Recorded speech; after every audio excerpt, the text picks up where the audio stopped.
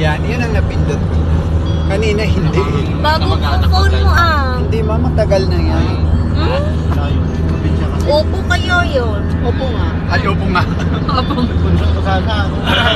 Kay Sir Alvin to, ipinaano niya sa akin kasi nagsawa siya. Binenta. Bininta ulit sa akin. Wala ka traffic. Ang luwag ng kalsada, sana ganyan lagi, no? Parang ano lang. Sabi ko nga dito sa kapatid niya, hindi mag-ride.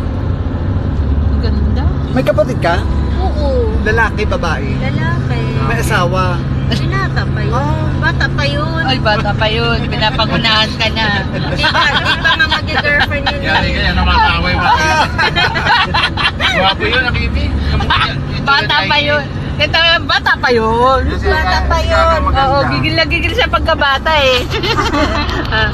Ito, Parang may ano eh, may tuldok talaga eh. Pinostok Hindi ko pa nakita. Birthday kasi niya nung 27. Ilan taon na yung gang? Sinoybe. Ano bata height pa. nun? Oo, parang... Bata pa. Ano height ng gang? Ayan o. Pero ang laki ng mama mo. Binatang-binata na.